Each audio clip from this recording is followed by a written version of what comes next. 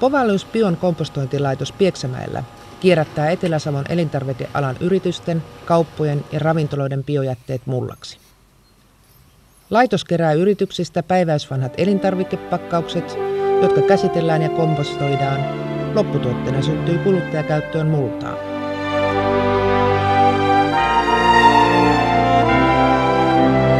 Povalius Bio on ainutlaatuinen tällä hetkellä Suomessa. Vastaavanlaista toimintaa ei harrasteta missään päin Suomea. Eli me vastaanotamme pakattua biojätettä, laitteemme purkaa sen, erottelee tosiaan siitä pakkausmateriaalit sekä biojätteen sekä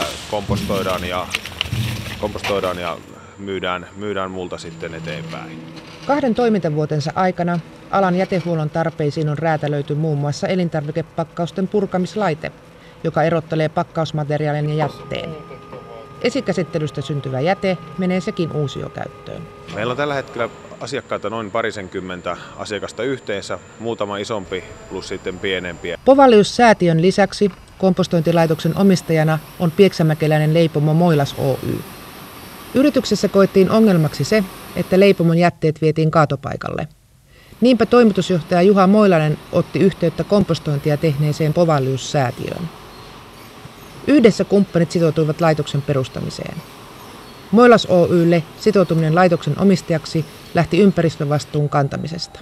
Koko meidän henkilökunta ja asiakkaat myös niin tietävät, että mitä me tehdään, niin meillä on korkeatasoinen vastuu näissä tekemisissä. Mullan jälleenmyynnistä on sovittu alustavasti yritysten kanssa, joista biojätettä noudetaan. Puutarhakäyttöön soveltuvan mullan koostumuksen ja laadun varmistamiseksi Povalius Biolla on kumppanina Mikkelin ammattikorkeakoulu. Mikkelin ammattikorkeakoulun vastuulle jää tuoteselvitys, laadunvalvonta ja ennen kaikkea tämän lopputuotteen koostumuksen selvitys ja analysointi.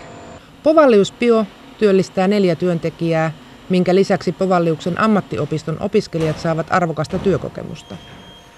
Laitokseen pystytään vastaanottamaan 2000 tonnia biojätettä vuodessa.